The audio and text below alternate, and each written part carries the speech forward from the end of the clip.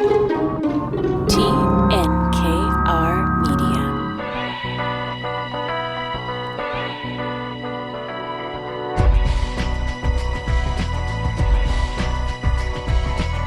Welcome to Inspiring Entrepreneurs Montreal, showcasing stories from outstanding business people by BDO Canada. My name is Dan Delmar, and in for Mike Newton this week is Euros Malekic. Welcome back, Euros. Thank you, Dan. So happy to be here, as always. And glad to have another interesting, innovative millennial company that we're going to chat about together today. It's Manmade. Four guys, mostly around the finance space, decided to quit their jobs and make underwear. And you know what? That's a great potential gift for any men in your life. Valentine's Day is around the corner. So yeah, we'll wait to hear what Robert has to say. And I think it'll influence a lot of people, I'm sure. Yeah, Robert Marzin, co-founder, joins us in a little while. And they sent me a pair, and they're great. I mean, they're super comfortable, and it's really great to have a product that actually contains some interesting engineering in it. In the boxer space, in the boxer brief space. So we'll talk about that engineering on the program. And also real estate rules. There are no flipping rules coming into effect in Canada. And Julie Cote, Senior Manager at BDO Canada, will detail that later in the program. But first, as usual, let's talk about current events. And I was really thrilled to talk about this one thing, Euros, that I learned, and you picked it up in the news. And I read the book about a year ago. It's called Atomic Habits. And it's become sort of this buzz term in business circles. And you picked up this story, Euros, from entrepreneur.com, how to make small life changes that develop into atomic habits. The Atomic Habit book is by a neuroscientist named James Clear. I read it. Honestly, there's motivational stuff and there's Anthony Robbins and all that's fine. It's totally fine. This is another level. Atomic Habits is by our neuroscientist who really instructs people how to develop a proper morning routine, for instance, and to develop habits that you bake into your day every day. And that habit forming gets into your brain. It permits you to live a healthier lifestyle. And so my habit stack now in the morning starts with, tea and stretching and whatever. It lasts about 30, 45 minutes between 6 and 7 a.m. And by the time work starts at 7, I feel pretty good. And so I've got to say that this Atomic Habits thing, making yourself, committing to a routine is a really great way to get yourself on track. Absolutely. And you know what, Dan, same for me. First thing I do in the morning, I've always told, I figured this out only in the last, I think 5-6 years. But the first thing I do when I wake up, it's usually something selfish. Like, for example, I'll do a workout. It's beneficial for myself early in the morning. And then everything after that, good shape, good mental health to help everybody else in my life. And that includes family, of course, and clients as well, and colleagues, of course. So I think for me, that works. To each their own. Everyone's got something. They say it takes 7 days to build a habit, right? So you do something long enough and it's going to become natural and part of your routine. And I think what they go through in this article and in the book is that tiny changes in your daily routine can lead up to something significant of an improvement in your life. And it boils down to focusing on the small incremental changes to get to that bigger result. Because oftentimes, if you just have this massive goal in mind, and you don't work backwards to establish the milestones to get there step by step, you'll procrastinate, more often than not. So there's a few tips and tricks to try and find ways to get things done. One of the things talked about is the 1% rule. So 1% in daily improvements will compound. So if you improve 1% every day, this in itself will multiply and become, make you 37 times improved annually. So you focus on the action that's going to get you the result. Let's take a look. I mean, weight loss, for example, is a big one. New Year's resolutions. Don't obsess over losing 15 pounds. What you should do is commit to jogging, for example, 10, 15 minutes a day. And you really focus on the systems and not necessarily the goals. I'm really nerding out on this one, Euros, because I was so obsessed with the book. I haven't actually finished it because I had to pause it and incorporate a lot of the stuff into my routine, and then I'm going to resume it in a little while. But I'm up to 8 or 9 habit stacks as part of my morning routine. And you mentioned the 1% rule, and James Clear, the author, says habits are the compound interest of self-improvement. You're mentioning that earlier too. And I think that's so fascinating, because the most important thing that I've learned about habit forming is that it actually doesn't have to be painful if you just do it in increments. Add the one stretch every morning, or the walk around the house with the dog, or whatever. As long as you do it slowly, you'll be surprised by how thrilled you are at starting your morning routine, even if it's just brushing your teeth. It makes me more on track, and I think makes me more optimistic heading into the workday. Yeah, for sure. And another quick thing, I mean, very simple stuff, you would think is self-evident, but you just got to do it, really. And Harvard Business Review basically ranked this as the number one productivity hack. It's time boxing. Now, you might be wondering what that is exactly, but basically it's allocating a certain amount of time to a specific task. And it's really that simple. I mean, if you impose a hard deadline on yourself, you're more likely to get the thing done. Versus if you just have an infinite amount of time to do something, kind of like what we talked about earlier with the massive goal, you're more likely than not gonna give up at some point. So again, the book is Atomic Habits by James Clear. Really one of the best books I've read in the last decade. I have to recommend it. Can't recommend it enough. This other issue, Euros, the 7 cardinal sins when launching a startup. This from entrepreneur.com. What was your biggest sin? Which one did you pick out? Well, I think it's the fear. Fear can paralyze, a person, and it's usually what makes someone not start a business venture to begin with.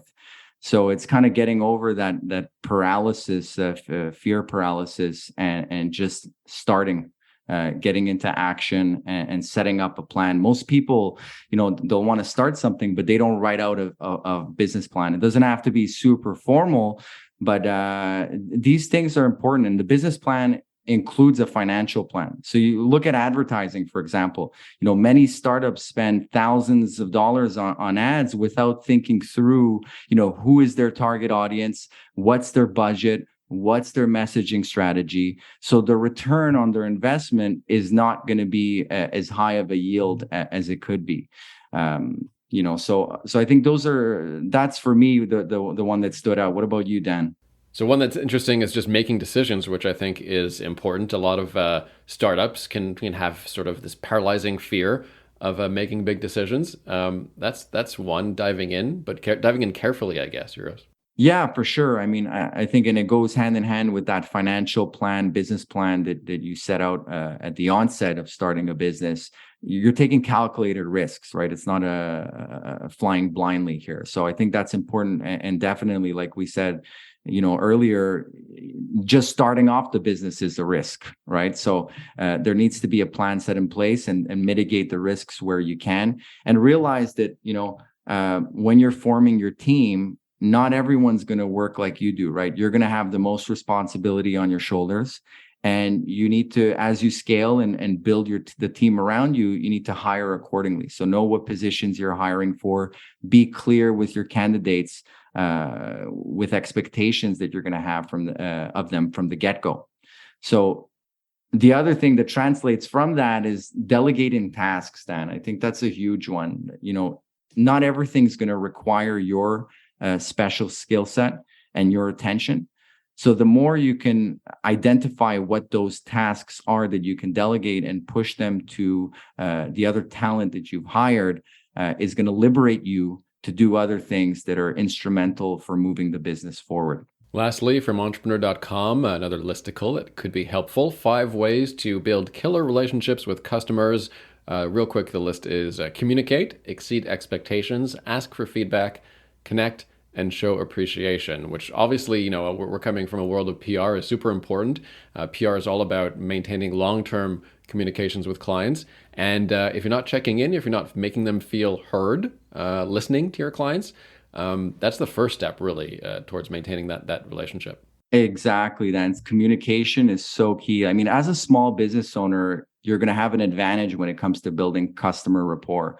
But once you start growing, it's important to not lose sight of that relationship. And you got to find ways to preserve that client service as you scale the business. So again, it's something I'm really curious to hear what Robert has to say on that, because relationships are really like a form of currency. And I'm sure you've heard the phrase, your network is your net worth. And this is very true. So like you said, Dan, communication is essential in any relationship, whether it's business related or not. Part of communication is active listening. I find that's one that, a lot of people struggle with. So say someone's having a conversation with someone, that other person may just be thinking of the next thing that they're going to say, as opposed to actually listening to the person speaking to them. So I think that's a very, very important thing to work on and become good at it, because it can make a difference in your personal life and in your business relationships. So another millennial startup situation today, Euros. Glad to have you along for that. And quick advice for millennials who maybe are thinking about taking the leap to entrepreneurship, maybe leaving that safe, cozy professional job, maybe in finance like the Manmade guys. What advice would you give them if they want to make that leap? How do you know if it's safe to make the leap? Yeah, you'll never really know, because if you did know and you had that crystal ball, you'd be doing a lot of different things in life, I'm sure. But look, the short answer for me is that you need to surround yourself with the right people that are going to support you through the journey, because it is a journey, and it's usually one of longevity and not a short-term thing that's going to get you rich quick fast. And yeah, once you have those right people in your corner with different skill sets and different backgrounds, you use them as a sounding board, and you move forward day by day, week by week, quarter by quarter, and you make improvements. Those daily improvements are going to stack up and compound, and you'll hopefully build something that you're going to look back on and be proud of. And let's get right to our guest, Euros. His name is Robert Marzin. He's the co-founder of Manmade. They make undergarments for men. Robert, welcome to Inspiring Entrepreneurs. Thank you so much for having me, guys. Pleasure to be here. Quick first question is the easiest. Quick definition, please, of Manmade. Well, we're four Canadian guys that created Manmade, that provide men with the quality essentials they need without the BS they don't. Our first product was 2 years ago. It was the boxer brief, and we have since expanded to socks, t-shirts, and soap bars as well. So, Robert, tell us about the process of starting the business. Like, take us back to the four of you, because there's four co-founders, if I'm not mistaken. So take us back to the four of you leaving your corporate jobs and how that all started. Yeah, that's a great question. So we're four childhood friends. We've literally known each other, some of us, since we were 5 years old. We're in our early to mid 30s, and we all had previous corporate experience in banking, who was in mutual funds, real estate, financial services, etc. And it all started when we were at a chalet, and we were just discussing, how we each had, funny enough to say, problems with our underwear. Anything from the riding up to the chafing, constantly adjusting. And it just didn't feel good. And talking amongst ourselves, we even found out one was going commando because they hated it so much. And then we got on the discussion how we would always go and look in stores and look online, and there was so much selection. What was called microfiber, all sorts of different names. And we just knew that it didn't work. So we ended up interviewing and asking some of our friends and family if they had the same problem. And we started to realize that it was a problem. And we went on a 12-month journey to do research and development to create the perfect pair. And as you can imagine, for bankers, the clothing industry, if you will, was very new to us. So we went on a journey to learn everything from the fabric, everything from the cut and the fit, until we finally came up with a perfect pair where we're able to find a fabric called modal. It's sourced from the beech tree. It's just as breathable as cotton, but it won't stretch out at the end of the day. And when you touch this and you put it in your hands and you see how silky soft it is, and you put it on yourself, you're like, oh my gosh, where have you been all my life? And it's at that moment when we had that prototype and we put it on, we knew that we were able to start a business. So we made our first order about a year and a half ago of 10,000 pairs. And we ended up selling out a lot faster than we thought, to the point where we went 2 months without any inventory at all. Obviously, throughout the whole process, our wives were super supportive. They thought we were a bit crazy at first because we had really good paying jobs and we were on a nice trajectory, but we wanted to create something together. We had an entrepreneurial itch and nothing was going to stop us until we were going to succeed. And in terms of like when you look at turnover, like when people are buying men's underwear, typically it's what, like 2-3 times on average a year that someone makes a purchase of men's underwear. So how is that challenge? Like how have you overcome that aspect? I know you have a reel online, a short video where you're calling a customer that purchased 38 pairs of underwear, right? And how they got to buying 38 pairs in a short time span. But maybe take us through the challenges and, industry wise, the turnover is usually not a high one, right? Yeah. So that's a great question. It was actually a question as well that Robert Herkevik asked us when we went on Dragon's Den earlier this year. And it's true, right? But what we ended up finding out is that people were like us. In a sense, they always had their favorite pair, where you would have 10, 15 inside your rotation, and you always had the 1 or 2 pairs that always got washed first because you wanted it to wear it first. And our thinking was that if we make a comfortable enough pair of underwear, that the man wearing them would get just so fed up of always wanting to wash these. And it's what our customers have been telling us, that they're gonna instead buy 2, maybe they're gonna buy 4, maybe buy 5, maybe buy our 7-pack. And in some cases, like you mentioned, buy 38 just because they don't want to go through that pain of wearing what they used to wear before. One question, you do brag about your engineering as well, and I apologize to our female listeners for the dude question, but let's devote some time to the pouch situation. Okay, so if we take a step back, before we decided to go all in on this, we did some extensive research. We've tried boxers that were $2 a pair, all the way up to, believe it or not, they exist, $80 to $100 pairs. And within that realm of underwear, there's some that will have, let's say, meshes or like other paraphernalia inside that crotch area to create a pouch, if you will. We said, let's get rid of that and let's just design the boxer itself where we could kind of allow it to contour and support the boys without the use of any fabric or meshes. And the beauty of this is, I mean, the men will appreciate this, is it allows for comfort in a sense where you don't have any BSTL. Now, I mentioned this on Dragon's Den, BSTL, and I don't know if I can say this on the show, but it stands for balls stuck to leg. And it's when you have that uncomfortable sticking situation. So by having the pouch contour the boys, you're not having any skin to skin action. That combined with the fabric that's super soft, breathable, and light, it makes it feel like kind of the boys are floating on a cloud. And I'm sorry if I'm going into detail. It's just I'm so passionate about these. No, there's important details, Euros, and this is why my future child will be going into engineering. These issues are important.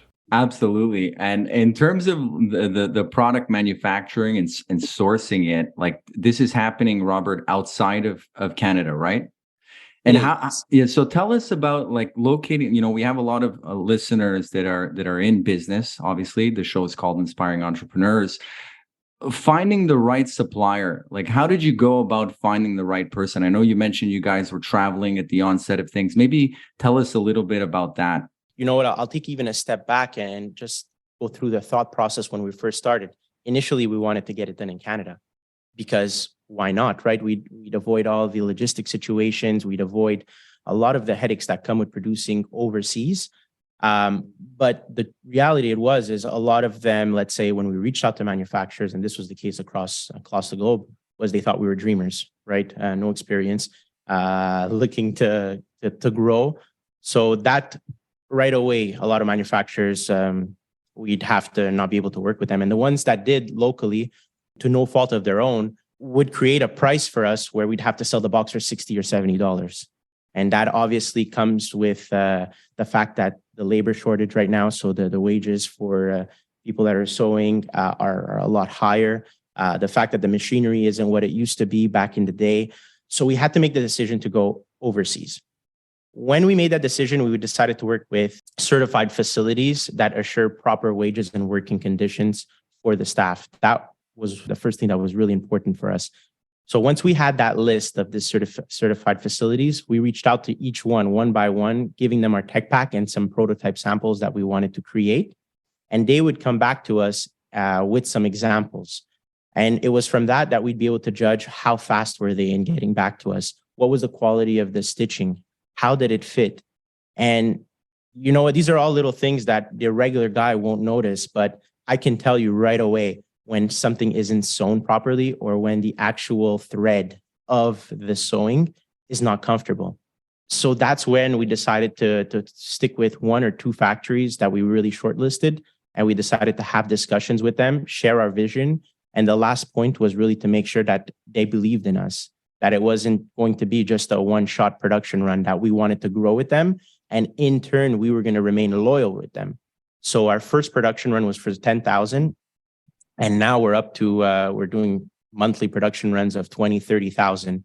And it's always been with that same manufacturer. We ended up going with one in Sri Lanka that have just been tremendous partners for us. 4 friends, childhood friends, got together, opened an underwear company after discussing amongst themselves at a party, I guess, Robert, that there were a lot of uncomfortable, subpar undergarments out there. But these days, there are a lot of underwear companies out there. So how do you differentiate yourself, especially online, which is really tricky? We can order any number of garments from anywhere. Why do we go with Manmade? You know what? That's a question that we get quite often, especially when we're going into banks looking for financing. At the end of the day, it is a David versus a Goliath story. We have nowhere near the same marketing budgets as some of the big players. But what we do have is we have heart and also a customer-centric focus. So everything we do, we're doing it around the customer. And I'll give you an example. Every single order that we ship out comes with a handwritten card for each and every customer. And it's different from whether it's their first, second, third, fourth, or fifth order. And some would say it's not scalable, but we like to scale the unscalable. We've already written over 48,000 cards. And on top of it, every order after about 4 weeks, we send out an email directly personalized from the co-founder asking what they thought about their experience. And we have an interaction with every customer.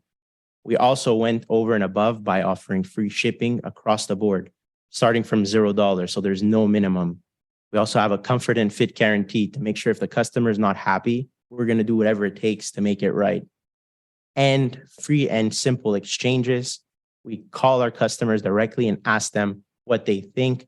We really want to have that personalized service. We said if we're going to come in a competitive space, the way that we're going to be able to differentiate is obviously one, having a good quality product, which is at the forefront, but two, is have that nice online experience that you could only expect by going directly into a store. And if you speak to any one of our customers, you'll see that personalized touch in every little aspect, everything from the first time they place the order on our website to make it super simple, all the way up to the point that they actually get their package. And Robert, we can't do the episode without you talking about the Dragon's Den appearance. So I'd like to hear, and I'm sure Dan and the listeners as well, want to hear about your episode. I think it aired in September of this last year. Walk us through that experience. I mean, it was the 4 of you, right? So yourself, Phil, Berto, and Anthony that appeared on the show. So how was that nerve-wracking? How was that experience? Honestly, it was extremely nerve-wracking because the whole process just to get on the show is quite extensive. It starts off with an application video, and then you need to get chosen to pitch to the producers. And once you pitch to the producers, they give you the okay to make it on the show. And when we made it on the show, we had to think about how we were going to be different because, as the previous question stated, there's a lot of underwear companies. So we wanted to knock the pants off the dragons, if you will. So when we went on, we actually, 2 of us ripped off these track pants and just exposed ourselves in the underwear. And the dragons actually came down and tried them on stage as well. So that was kind of the first part, is making sure we were able to create a buzz, a stir, if you will, for the dragons and as well for the viewers. And then it was kind of the financial part, is making sure we came in with an offer that made sense for the dragons and for us as well. Because you always see when people are coming asking in for too much or the valuation was too high, they basically get grilled. So I think we came in with a fair valuation. We had an amazing discussion with the dragons. We ended up getting offers from 4 of them. Um, and at that point, we were completely flabbergasted because it was truly an honor just to see that people believe, right? These are seasoned entrepreneurs and they're willing to take money out of their pockets and put it behind you because they believe in your vision. And that was completely humbling. So wait, tell us what happened. Who did you do the deal with finally? So there was two deals on the table. It was one was with Wes and Arlene, and the other one was with the Vince and Robert. And after a back and forth, we actually they came in at one price, and we decided to counter them, which is usually a risky decision, but it ended up working. And Wes and Arlene accepted the offer. Excellent. So you just got this fresh investment. Where is your focus now, and what advice would you give to those who are getting investments from dragons, angels, and others who have high expectations? So really, right now, obviously, in the back of our minds is always the financial the client economic climate that's going on. So we want to stay really focused on our current products, increase and focus on bettering them, focusing in on our marketing channels, and not being too diversified.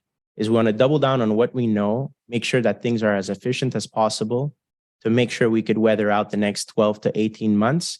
And what I would recommend, honestly, is anyone looking for financing is making sure that they have the right partner and the fit makes sense, because there's the financial part, but there's also the partnership part, meaning like business is a marriage at the end of the day. You can't just jump into bed with anyone and expect things to flourish, right? It's really a relationship part.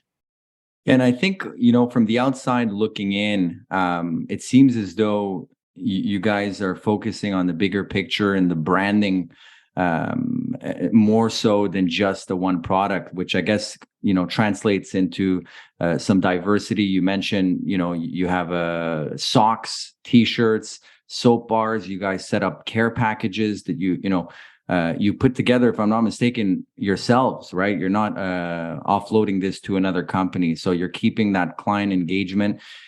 What are the challenges as you grow to maintain, that personal touch that you guys are offering at the onset? Yeah.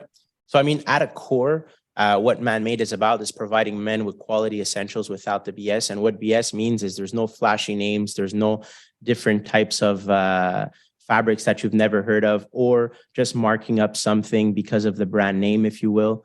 Whatever we make, it's really a quality product. So we took the same thinking into the boxer brief and we applied it to the socks, T-shirt, and soap bar. And what's going to allow us to continue having that personal touch is by being efficient. And what I mean by that is our boxer brief is only in black. Our T-shirt's only in black and white. And our socks are only in black and white. And what that means is, like, even on the fulfillment side, is when we're pick and packing our orders ourselves, everything is within arm's reach. So we could do an amazing amount of scale when it comes to the fulfillment side. When it comes to operations, on our in our warehouse, we can have a small space with the amount of inventory we need, just because we don't have a ton of SKUs. I really think that's a huge advantage for a company like ours, is going in with a focused approach. Yes, I understand we might have 4 or 5 products. One, we're going to stay with these products, but 2 is we don't have colors or patterns or different styles. And what we've noticed is that our customers don't mind. They love it because they know that they can count on Manmade to take care of the foundation of their wardrobe.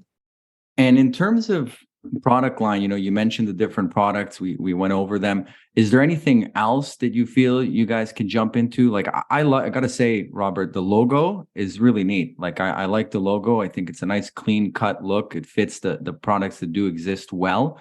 I'm interested if there's a toque or a hat or something on the horizon. I mean, you tell us. So first off, in terms of the logo, it's actually, if you take a look at it, the star is actually a man, and the line at the bottom is supposed to be a foundation. So it's a man standing on a strong foundation. So the essence essentially is to have like products for the man that will strengthen his foundation. However, right now, we really think that we have a good base and we don't want to stretch ourselves too thin We really want to make sure that we're as efficient as possible and grow the business with what we have and continuing to acquire new customers and new family members, as we call them, to the family to be able to then after ask them what they want to see next. And one last question on that front, in terms of reaching the customers, it's been all online, right? Up until this point, like retail space, is that something you guys are exploring at the moment? You know what? That's a great question. And we've been approached by retailers to carry our stock. And it comes down to another point of being focused is it's a different world. The online world is a world in itself, and so is the retail side. So we're focusing on certain marketing channels online that we're going to continue to improve on and also continue telling our story. You know, on our Instagram, manmade.official, and on our website, manmadebrand.com, you'll see that we're actually documenting our journey, the struggles that we're going through, and the hardships and the successes. So I think naturally, once we continue to build out that base, retail will come. Robert Marzin, co-founder of Manmade, congrats on your success, and we're going to have you give the one piece of advice for inspiring entrepreneurs in a few minutes, if you don't mind. But first, let's turn to our expert, Julie Cote, Senior Manager with BDO Canada, and talk about some new issues in real estate. Julie, welcome back. Thank you for having me. And yours, we're going to talk about flipping today. There's a new anti-real estate flipping rule. Now, I know just from personal experience, the first thing they tell you when you get a mortgage is don't flip it in under 1 year. That's the big one, but there's more to it than that. Yeah, exactly, Dan. There's a few things that were announced in a budget last year by the government that our expert Julie Cote from BDO Canada is going to get into. Some of the things were not made extremely clear in the sense that there's still a lot of things that need to be demystified, in the coming months, year, if you will. But Julie's going to go over these, and one of them, like you said, Dan, is the anti-flip law for all property owners. So, Julie, I'll pass it on to you. Thank you, Euros. Yeah, like you said, in the 2022 budget, they announced a few measures, one of which is this anti-flipping rule. Basically, they're cracking down on people that are turning in a profit from owning a property only for a few months.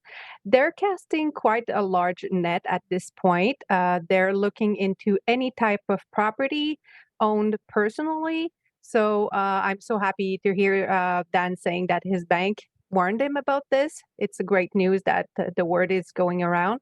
So basically, anyone that buys a residential property, whether it's for their own purposes or for rental, they are required to keep it for at least 12 months. And if they don't, automatically they will be deemed to be making a business out of it.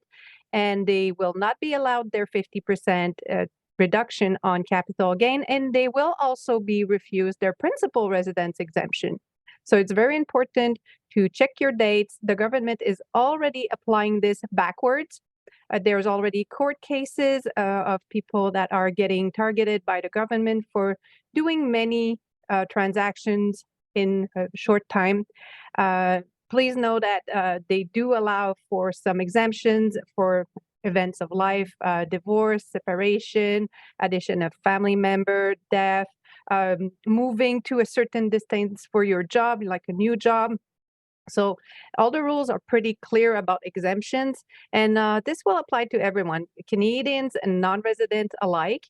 Even if it's a rental property, this will also apply. So keep an eye out. Yeah, that's exactly the way I understood it as well, Julie. I'm glad you're able to clarify that for the listeners tuning in. And like you said at the end, this applies to all purchasers of property and not just foreign purchasers, because there are a couple of things that also came out, Julie. I know, you can't get into extreme depth of these other, rules and regulations that came out on foreign purchasers, but maybe tell us a little bit about what was mentioned there. Sure. So let's go back in time to 2021. In 2021, the budget, they announced a new federal 1% tax on underused property, aka vacant properties or properties not generating an income owned by people that live outside Canada.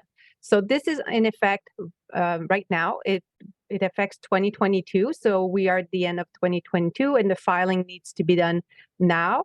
We have a little bit more detail about that. So they will allow exemption for various of reasons.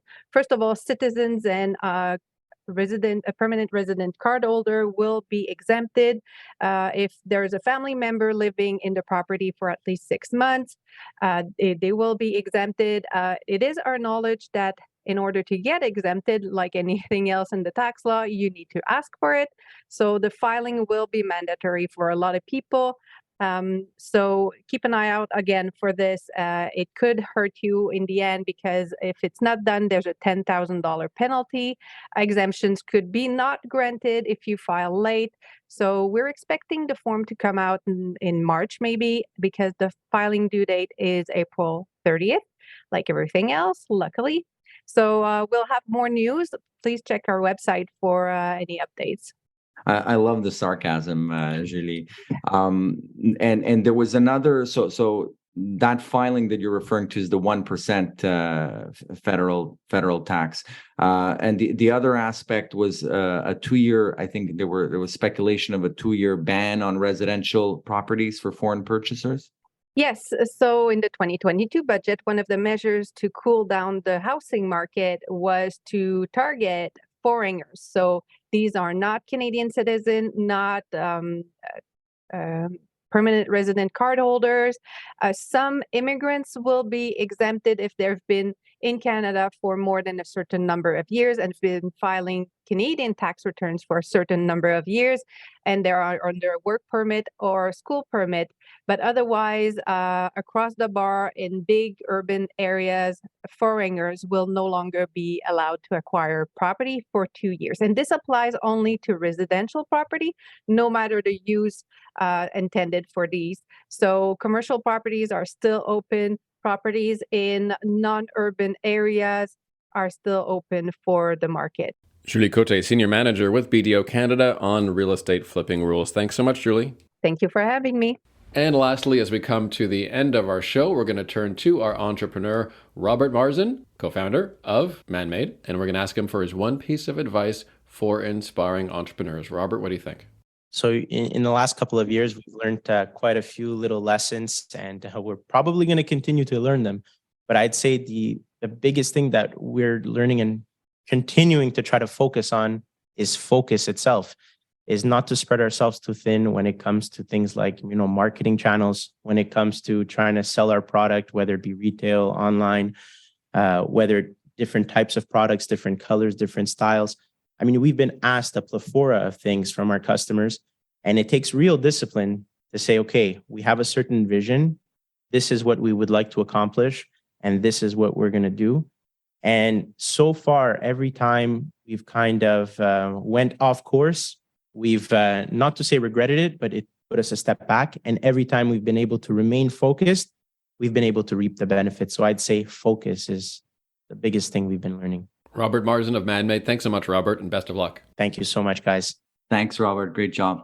And thanks so much, Juris, for joining me again. And next week, Mike will be back. We'll be chatting with Marilyn Bouchard, CEO of Be Kind, very popular all-natural, plant-based, vegan, eco-friendly beauty and skincare products that are made in Quebec. So that's coming up next week. A reminder, you can subscribe to Inspiring Entrepreneurs Montreal as a podcast on iHeartRadio, iTunes, or your favorite platform, or log on to the website, inspiringentrepreneursmtl.com, for hundreds of local entrepreneur profiles over the last 15 years. Thanks, Zero. See you soon. Take care, guys.